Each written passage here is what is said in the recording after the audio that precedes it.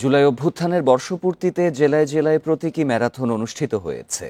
অংশ নেন শতাধিক তরুণ তরুণী, ক্রীড়াবিদ, শিক্ষার্থী, প্রশাসনের কর্মকর্তা ও সামাজিক সংগঠনের সদস্যরা।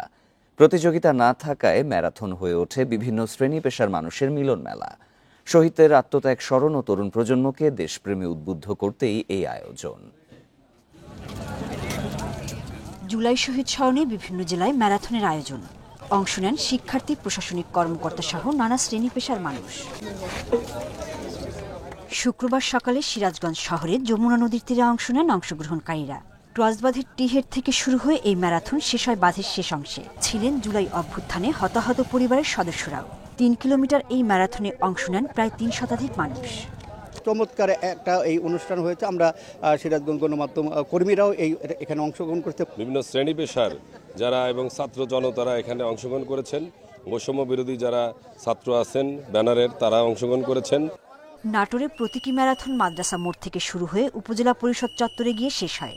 ম্যারাথনে অংশ নেয়া প্রথম 50 জন পান মেডেল। চাঁদপুরে প্রতীকী ম্যারাথনটি শহরের ওয়ারলেস বাজার থেকে জেলা প্রশাসনের কার্যালয়ে গিয়ে শেষ হয়। বক্তারা বলেন, বৈষম্যহীন সমাজ ও রাষ্ট্র গড়তেই জুলাই যোদ্ধারা আন্দোলন গড়ে তোলেন। ম্যারাথনের মাধ্যমে সবাইকে আবার আনন্দিত দেখতে পাচ্ছি, এটা আসলে খুব আনন্দদায়ক।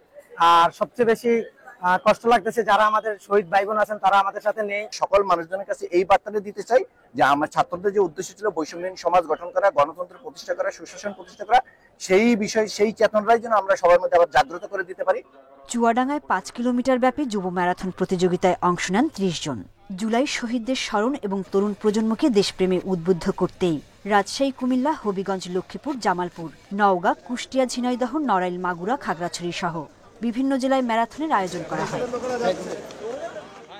সোহেলি জাহান, ইন্ডিপেন্ডেন্ট নিউজ।